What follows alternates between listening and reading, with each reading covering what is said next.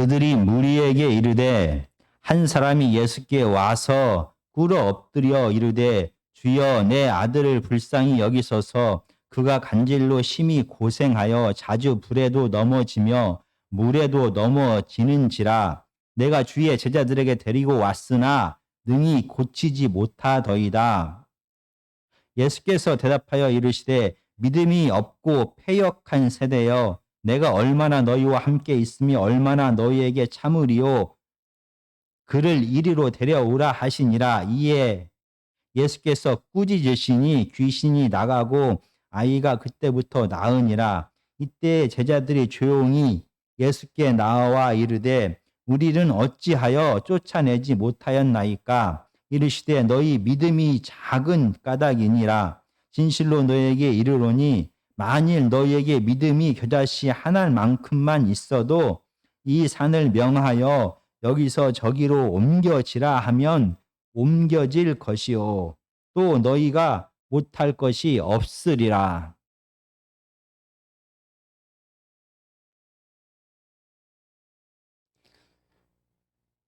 지금 세상에서 많은 사람들이 의사가 되고 싶어 합니다.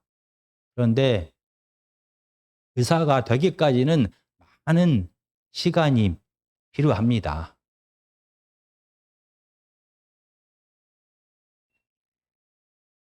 의대에서 6년 동안 열심히 공부를 해야 합니다. 6년의 공부 기간이 끝나면은 의사 국가고시를 보게 됩니다. 이 시험에 합격하게 되면은 일반의가 됩니다. 자기 전공을 가지고 있지 않은 일반의가 되고 다시 1년 동안의 인턴 과정과 3년에서 4년 동안의 레지던트 과정을 거치게 됩니다. 이 인턴과 레지던트 과정은 공부만 하는 것이 아니라 병원에서 실질적으로 공부한 것을 하면서 실력을 쌓게 됩니다. 이 인턴과 레지던트 과정이 끝나게 되면 전문의 시험을 보게 됩니다. 왜냐하면 인턴 과정을 1년간의 인턴 과정을 통하여 자기가 무엇을 전공할지를 정하게 되고 3년에서 4년 동안의 레지던트 과정을 통하여 이 전공을 중점적으로 배우게 됩니다. 그리고 이 전문의 시험을 합격해야 비로소 어떤 전공에 내과면 내과, 외과면 외과, 정신과면 정신과에 그는 의사가 되는 것입니다. 따라서 한 10년 정도 책상에서 열심히 공부를 해야 되고 그것과 더불어 병원에서 꾸준하게 실습을 해야만 전문의가 되는 것입니다. 오늘 본문에서도 이 귀신에 붙들려 고생하는 한 아이가 등장하게 됩니다.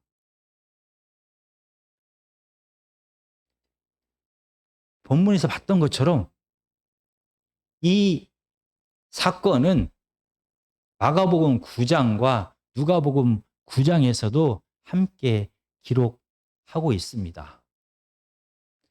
누가복음 9장에 보면은 이튿날 예수님과 3명의 제자들이 이 사건의 현장에 도착했다라고 기록합니다.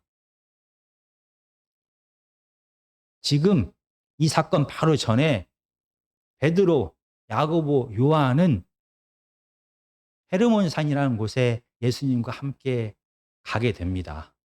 그리고 나서 변화된 영광의 모습을 보게 되고 예수님과 제자들은 헤르몬산에서 갈릴리까지 40km에서 45km 또는 50km 정도 떨어진 갈릴리를 향하여 돌아오고 있습니다. 미리 9명의 제자들은 빌립보 가이사랴에서 갈릴리로 돌아왔습니다. 그래서 예수님과 베드로와 야고보와 요한이 나머지 9명의 제자들이 있는 이 갈릴리로 가까이 다가왔습니다. 그런데 많은 사람들이 모여서 이 9명의 제자들을 향하여 수군수군대고 있었습니다.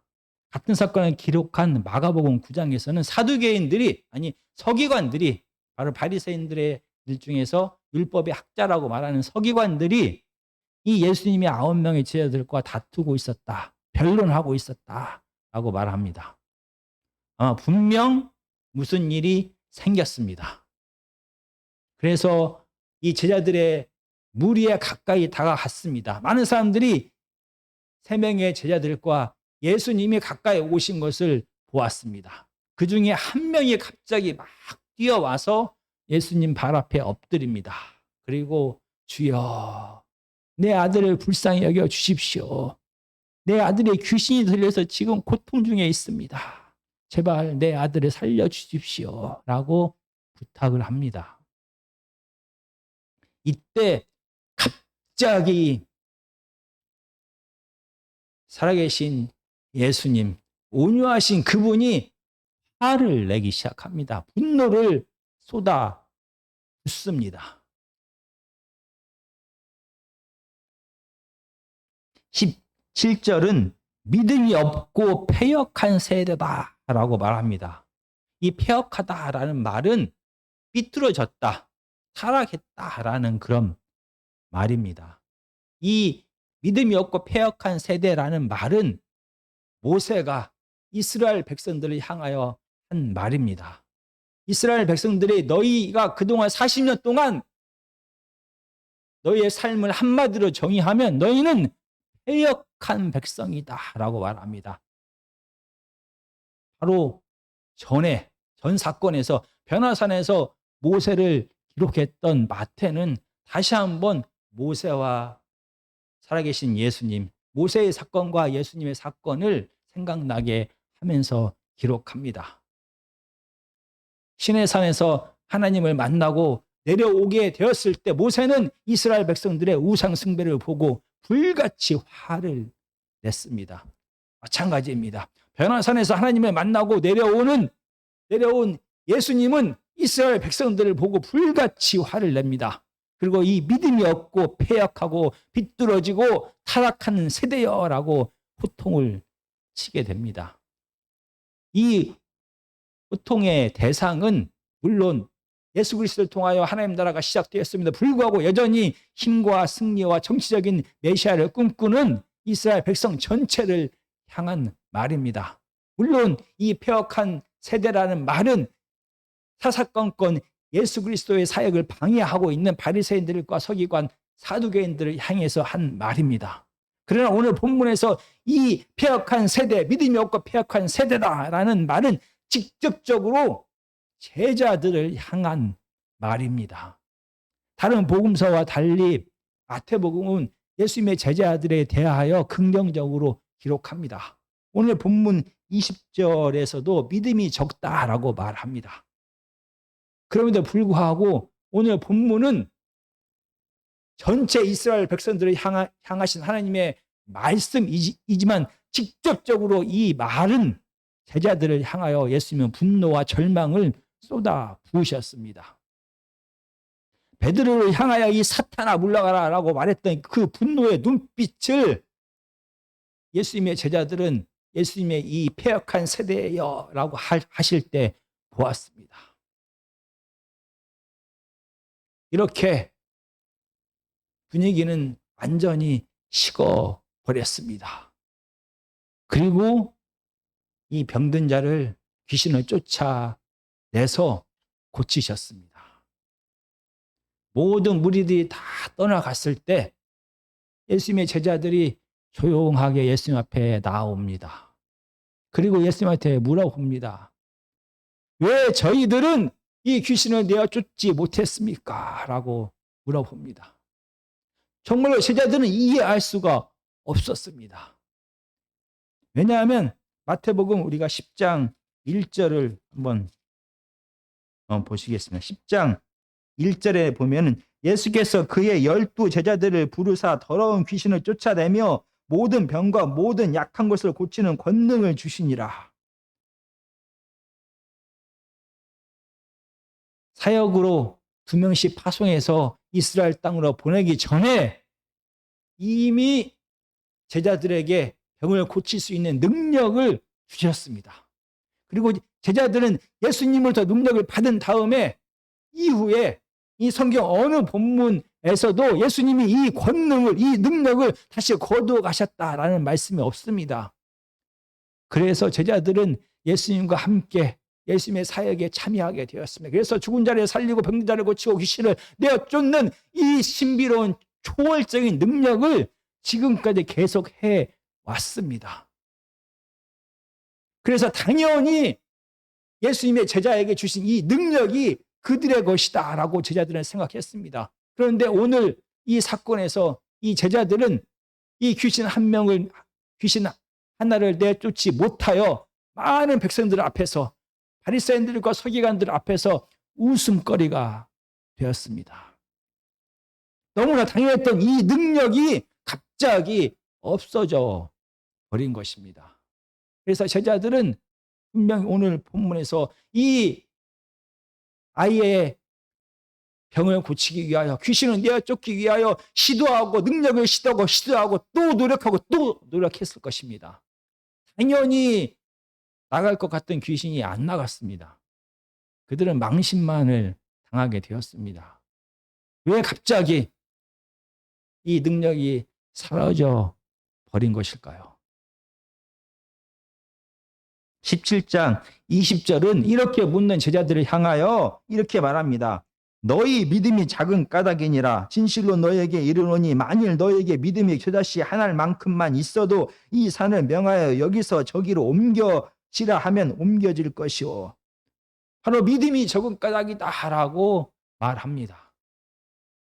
우리가 다시 한번 의사에 대하여 생각해 보고자 합니다.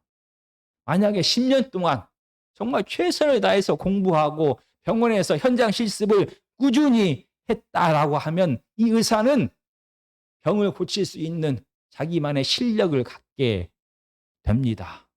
그 실력은 이 의사의 실력입니다. 자기의 실력입니다. 그래서 그는 필요할 때마다 자기의 실력을 활용하여, 능력을 활용하여 환자들을 돌보게 됩니다. 그런데 오늘 본문에서 제자들을 향하여 믿음이 적다라고 예수님은 말했습니다. 믿음이 적기 때문에 귀신이 나가지 못했다라고 말합니다. 그러면 지금 제자들은 아직까지 인턴이나 레지던트 과정을 더 밟아야 한다는 것을 말씀하는 것입니까? 아직은 그들이 환자를 돌볼 능력이 없다라는 것을 말하는 것입니까? 그들에게는 더 많은 수련과 더 많은 공부와 더 많은 실습이 필요하다라고 지금 예수님은 말하고 있는 것입니까? 그런데 이상합니다. 성경 어디에도 제자들이 이 인턴과 레지던트 과정을 밟았다라는 말이 없습니다. 바로 예수님께서 능력을 주시자마자 그들은 현장에 바로 나가서 병든 자를 고치고 약한 자를 고치고 귀신 들린 자를 내어 쫓았습니다. 그들은 공부하고 수련하고 실력을 쌓을 시간적인 여유와 노력을 하지 않았다는 것입니다. 그렇다라고 하면은 의사들과 다르게 제자들은 자기의 실력으로, 자기의 능력으로, 자기의 힘으로 이 환자들을 돌보았던 것이 아니라는 것입니다. 제자들은 의사와 달리 자기의 실력이 아닌 예수님의 능력으로 기적을 행했다는 것입니다. 자기의 힘이 아닌, 자기의 지혜가 아닌 예수님께서 제자들에게 능력을 부어주셔야만 그들은 예수님의 능력을 대신 행하는 자에 불과했다라는 것입니다. 그래서 제자들에게 필요한 것은, 제자들에게 기적을 행할 수 있게 하는 것은 자기 자신의 실력과 능력이 아니라 예수님으로부터 오는 능력이었기 때문에 예수님을 온전히 믿었을 때, 예수님께 온전히 순종했을 때 제자들은 예수님으로부터 능력을 받게 되고 예수님께서 주신 능력이 살아서 역사하게 된다라는 것입니다. 그렇다라고 하면 어느 정도 능력을 가져야, 어느 정도 믿음을 가져야, 어느 정도 예수님에 대한 믿음을 가져야 그들은 귀신을 내어 쫓을 수가 있는 것일까요? 17장 20절은 이렇게 말합니다. 믿음이 작은 까닭이다라고 말하면서 진실로 너희에게 이르노니 만일 너희에게 믿음이 겨자씨 하나만큼만 있어도라고 말합니다. 오늘 본문에서 다시 한번 씨에 대한 이야기를 예수님은 하십니다. 바로 믿음을 씨라고 비유하시면서 너희에게 겨자씨만한 믿음이 있으면 능치 못한 것이 없다라고 말합니다. 이 겨자씨는 당시 사람들이 생각할 때 가장 작은 씨앗을 겨자씨다라고 생각을 했습니다. 실질적으로 겨자씨보다 더 작은 씨앗들이 있습니다. 그러나 당시의 갈릴리 지역에서 사람들이 흔히 볼 수 있는 밀과 보리보다 이 겨자씨는 너무나 작은 것이었습니다. 그래서 많은 사람들은 당시에 겨자씨 하면 가장 작은 것 이렇게 생각을 했습니다. 그래서 겨자씨만한 믿음이 있으면은 모든 것을 할 수 있다라고 말합니다. 이 겨자씨는 사람들이 보기에 너무나 작은데 이 작은 겨자씨가 살아만 있으면, 살아서 활동을 하기만 하면, 살아서 성장하기만 하면 이 겨자씨는 1m에서 3m 정도가 되는 겨자나무가 되는 것입니다. 어떻게 이렇게 작은 씨가 이렇게 큰 나무가 되었지라고 상상할 수 없을 만큼 이 겨자씨는 생명력을 폭발시킵니다. 그렇다라고 하면 지금 믿음이 적어서 귀신을 내어쫓지 못했다라는 말은 믿음이 살아서 역사하지 못했다라는 그런 뜻입니다. 예수님께서 주신 이 믿음의 능력이 살아서 역사하지 못했다라는 말은 무엇인가가 이 믿음이 살아서 역사하는 것을 방해했다, 가로막았다라는 뜻이 되는 것입니다. 무엇이 믿음이 적다라는 것은 단지 수치로 믿음을 측정하는 것이 아니라 믿음이 살아 역사하지 못했다라는 뜻입니다. 믿음이 살아서 움직이지 못하게 무엇인가가 방해하고 가로막았다라는 뜻입니다. 우리는 다시 한번 씨 뿌린 자의 비유에 대하여 살펴보겠습니다. 13장 20절에서 22절입니다. 돌밭에 뿌려졌다는 것은 말씀을 듣고 즉시 기쁨으로 받되 그 속에 뿌리가 없어 잠시 견디다가 말씀으로 말미암아 환난이나 박해가 일어날 때에는 곧 넘어지는 자요, 가시떨기에 떨어졌다는 것은 말씀을 들으나 세상의 염려와 재물의 유혹에 말씀이 막혀 결실하지 못하는 자요. 씨가 뿌려졌는데 열매 맺지 못하는 이유가 무엇인가가 방해했는데 바로 고난에 대한 두려움이 이 씨가 자라지 못하게 했다라고 말합니다. 생계에 대한 두려움과 세상의 권력과 세상의 힘에 대한 탐욕이 바로 믿음의 씨앗이 자라지 못하게 했다라고 우리는 씨 뿌린 자의 비유를 통해서 배웠습니다. 이 씨 뿌린 자의 비유에서 무엇인가가 고난이든 세상 권력에 대한 욕망이든 탐욕이든 세상의 목숨을 유지하기 위한 두려움이든 무엇인가가 하나님의 말씀이, 하나님의 믿음이 살아서 움직이지 못하게 했다라고 말합니다. 이 말을 기억하면서 우리가 마태복음에서 이 믿음이 적다라는 말을 들은 제자들의 상황을 저희가 살펴보겠습니다. 마태복음 6장 30절과 31절은 이렇게 말합니다. 오늘 있다가 내일 아궁이에 던져지는 들풀도 하나님이 이렇게 입히시거든 하물며 너희일까 보냐. 믿음이 작은 자들아, 그러므로 염려하여 이르기를 무엇을 먹을까 무엇을 마실까 무엇을 입을까 하지 말라. 마태복음 6장에서는 창조주 하나님께서 우리를 돌보신다라고 말씀하십니다. 그 창조주 하나님이 우리의 아버지가 되신다라고 말합니다. 그러면서 무엇을 입을까, 무엇을 먹을까, 무엇을 마실까 한 생계에 대한 두려움이 이 하나님에 대한 믿음을 넘어섰을 때 그들에게는 두려움이 찾아오게 된다라고 말합니다. 바로 하나님에 대한 믿음보다 생계에 대한 두려움이 더 클 때 이 씨앗은 자랄 수가 없게 됩니다.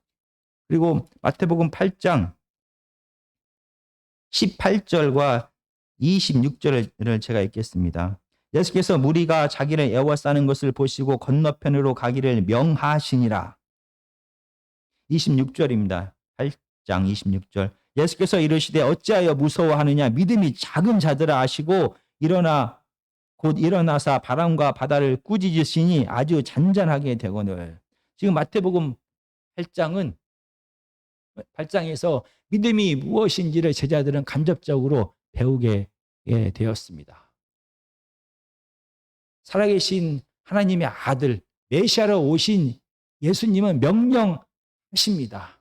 그분이 메시아라면 그의 명령은 바로 실현이 되는 것입니다. 성취가 되는 것입니다.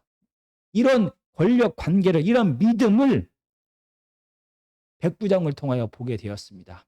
시간과 공간을 초월하여 예수님의 말이 성취되는 것을 제자들은 간접적으로 보게 되었습니다. 그리고 바로 이어서 예수님은 제자들에게 말합니다. 이 갈릴리 바다를 건너가자라고 명령을 하십니다. 메시아이신 그분, 하나님의 아들이 명령을 했습니다. 그러면 성취가 되는 것입니다. 그럼에도 불구하고 제자들은 이 바람과 풍랑 앞에서 두려워합니다. 제자들이 바람과 풍랑 앞에서 두려워했다는 것은 예수님의 말씀보다, 예수님보다 눈앞에 보이는 죽음의 두려움이 더 컸다라는 것입니다. 정말로 살아계신 하나님에 대한 믿음, 살아계신 예수님에 대한 믿음이 바로 믿음이 적다라는 것과 관련 지어져서 제자들을 향하여 계속 꾸중을 듣게 하는 것입니다. 무엇을 먹을지, 무엇을 입을지 생계에 대한 두려움과 죽음에 대한 두려움이 그들로 하여금 예수님에 대한 믿음보다 그 두려움이 더 컸다라는 것입니다. 그만큼 이 땅을 살아감에 있어서 우리가 아무리 예수님에 대한 믿음을 가졌어도 이 땅에서 여러 가지 유혹들이 예수님에 대한 믿음을 가로막는 역할들을 하게 된다라는 것을 마태복음은 계속해서 얘기합니다. 그러면 오늘 다시 본문으로 돌아와서 왜 제자들의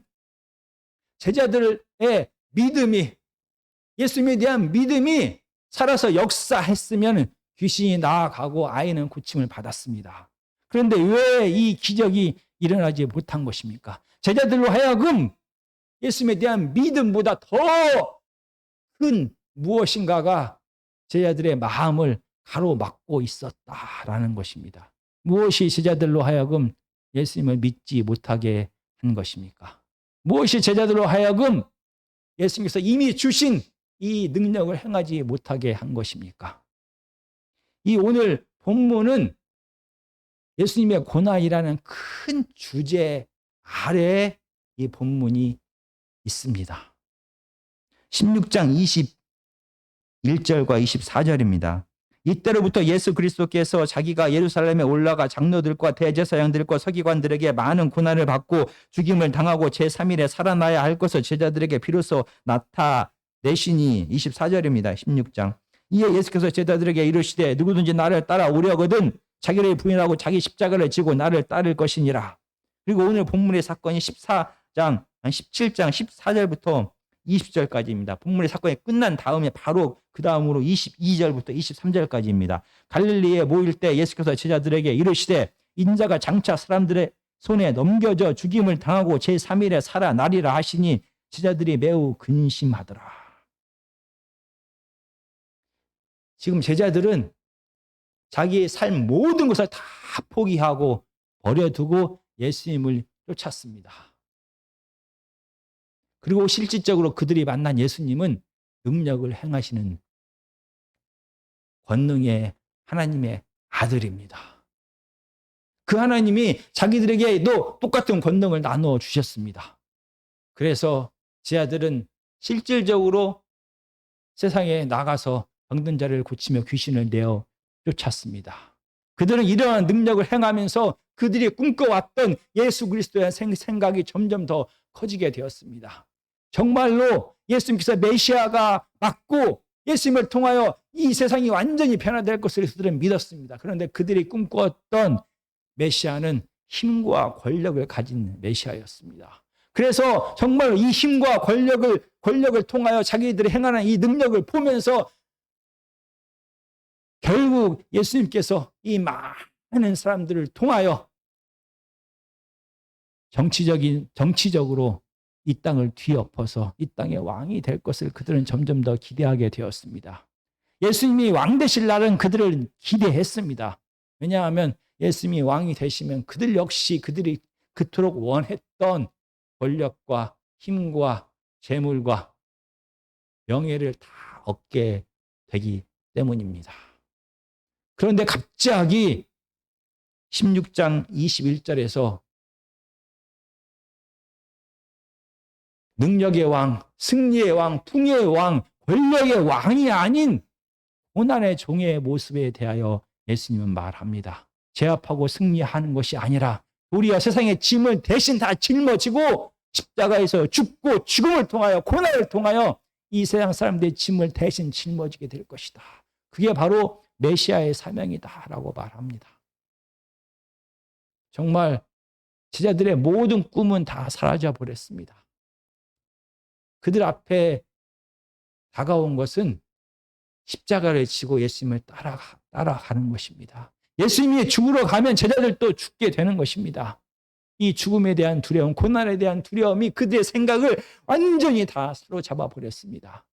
그들의 마음속에 있는 이 고난에 대한 두려움이 예수님에 대한 믿음, 예수님께서 주신 능력이 발휘되지 못하도록, 살아서 역사하지 못하도록 사로잡아 버렸습니다. 그들은 여전히 예수님께서는 힘과 권력이 아닌 십자가를 통하여 죽음을 통하여 이 세상의 왕권을 주겠다, 사랑으로 이 땅을 다스리겠다라고 말씀하심에도 불구하고 그들은 여전히, 제자들은 여전히 힘과 권력에 대한 욕심을 포기할 수가 없었습니다.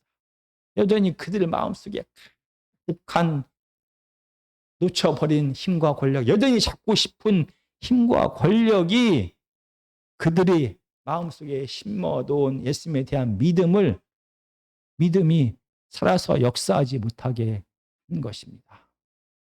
세상의 고난에 대한 두려움과 힘과 권력에 대한 그들의 탐욕이 그들로 하여금 예수님을 완전히 믿지 못하게 했습니다. 그 결과 그들을 통하여, 제자들을 통하여 귀신은 나아가지 못했습니다. 쫓겨나지 못했습니다.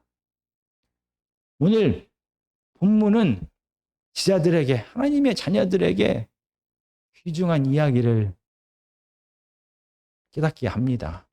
정말 살아계신 하나님께서는 마치 손과 발이 없는 것처럼 사람들을 통하여 역사합니다. 사람들을 세우시고 그들을 통하여 하나님의 능력을, 하나님의 말씀을 전하게 하십니다. 그래서 하나님 대신 하나님의 능력을 행하는 자들은 착각하기가 쉽습니다. 내 실력과 내 능력으로 이 모든 하나님의 역사가 이루어지고 있구나라고 착각하기가 쉽습니다. 그러나 오늘 본문은 분명히 말합니다. 예수님의 제자는, 하나님의 자녀는 의사가 아닙니다. 자기의 힘과 능력을 키워서 자기의 실력으로 자기가 원할 때 하나님의 능력을 행할 수 있는 의사가 아닙니다. 예수님의 제자, 하나님의 자녀는 의사가 아니라, 자기 실력으로 살아가는 자가 아니라 하나님이 힘을 주셨을 때만, 하나님이 지혜를 주셨을 때만, 하나님의 능력을 부어 주셨을 때만 하나님의 뜻을, 하나님의 일을 할 수가 있는 것입니다. 오늘 본문은 하나님의 자녀들에게, 제자들에게 다시 한번 깨닫게 합니다. 우리가 하나님의 일을 하더라도 내 힘과 능력으로 하는 것이 아니라 하나님께서 능력 주시고 하나님께서 지혜 주실 때, 우리가 하나님을 온전히 순종할 때 우리를 통하여 하나님께서 하나님의 뜻이 이 땅에서 실현된다라는 것을 깨닫게 하는 것입니다. 그리고 오늘 본문은 우리로 하여금 다시 한번 이 능력이 하나님께서 주신 지혜도, 능력이 하나님께서 우리에게 주신 능력도 우리가 이 땅을 살아가면서 세상에 대한 염려, 고난에 대한 두려움, 세상 것을 취하고 싶은 탐욕 등이 우리 마음에 가득할 때 이 능력이 살아서 역사하지 못한다라는 것을 우리로 하여금 알게 합니다. 정말 너무나 자연스럽게 제자이기에 하나님의 자녀이기에 그 일들을 행했던 것이 아닙니다. 하나님 앞에 온전히 있을 때, 하나님의 앞에 하나님의 손에 온전히 붙들렸을 때 하나님의 이 일을 하나님의 사람들을 통하여 하나님께서는 하셨던 것입니다. 오늘 본문은 하나님의 자녀들, 제자들이 가져야 될 마음의 상태를 이 불쌍한 아들을 둔 아버지를 통하여 우리를 깨닫게 합니다. 이 아버지는 예수님 앞에 나와 이렇게 말합니다. 주여. 다른 사람이 아닌 예수님께서 바로 이 땅의 주인 되십니다. 그리고 나는 이 일을 행할 수가 없습니다. 불쌍히 여겨 주시옵소서. 하고 간구하는 이 간절한 마음이 예수님을 움직여서 예수님으로 하여금 기적을 행하게 했다는 것입니다. 하나님의 자녀들은, 하나님의 제자들은 바로 예수님과 같은 이 아이의 아버지와 같은 마음으로 우리는 기도해야만 하는 것입니다. 이 아이의 아버지와 같은 마음으로 말씀을 전해야만 하는 것입니다. 내 실력으로, 내 지혜로, 내 능력으로 아무것도 할 수 없습니다. 하나님 불쌍히 여겨 주시옵소서. 이 아버지가 이 아들을 도저히 포기할 수 없는 이 긍휼의 마음으로 하나님 앞에 구하는 것입니다. 하나님 제발 이 가난한 자를, 이 불쌍한 자를, 이 약한 자를, 이 병든 자를 불쌍히 여겨 주시옵소서. 이렇게 간절히 기도하는 것이 바로 하나님의 제자들이 할 수 있는 전부입니다. 우리의 힘과 능력이 아닌, 다른 어떤 이유가 아닌 한 영혼에 대한 불쌍히 여기는 마음만이 기적을 행하는 원인이 된다는 것입니다. 물론 많은 기적을 통하여 예수님께서 하나님의 아들이심이 드러났습니다. 그러나 살아계신 하나님의 아들이신 예수님께서 기적을 행하시는 이유는 그들을 불쌍히 여기셨을 때 기적을 행하셨습니다. 굶고 있는 그들이 불쌍했을 때, 마귀에게, 귀신에게 붙들려서 고생하는 그들이 불쌍했을 때, 그 자녀를, 이런 자녀를 둔 그 부모가 불쌍히 해 보였을 때 예수님께서는 기적을 시작하셨습니다. 마찬가지입니다. 예수님이 아닌 예수님의 뜻을 행하는 하나님의 자녀들은 기적을 행하는, 기적을 간구하는, 기적을 요구하는, 예수님한테 부탁하는 한 가지 절대적인 이유는 다른 이유가 아니라 그 영혼이 불쌍해서입니다. 그래서 그 영혼을 이 죽음의 산에서 생명의 산으로 변화시킬 수 있는 분이 하나님이다, 하나님밖에 없다는 믿음으로 간구해야 되는 것입니다. 이렇게 기도하실 만한 믿음이 산을 옮겨 버립니다. 이 옮기다라는 말은 실질적으로 옮기다라는 말뿐만 아니라 변화시킨다라는 말도 있습니다. 이 죽음의 산, 이 마귀의 산, 우상의 산이 하나님께서 임하심을 통하여 하나님의 산인으로 변한 것처럼 이 죽음과 고통의 세상이 이 작은 드다시만한 믿음을 가진 하나님의 사람들을 통하여 생명의 산으로 바뀌게 된다라고 오늘 성경은 저에게 말합니다. 정말 하나님의 자녀들은 분명히 알아야 됩니다. 우리는 의사가 아닙니다. 우리의 실력으로 모든 것을 할 수 있는 자가 아닙니다. 하나님 앞에 가난한 마음으로 간구하는 자, 긍휼의 마음으로 간구할 때 하나님의 뜻이 하나님의 자녀들을 통하여 이 땅에 실현되는 것입니다.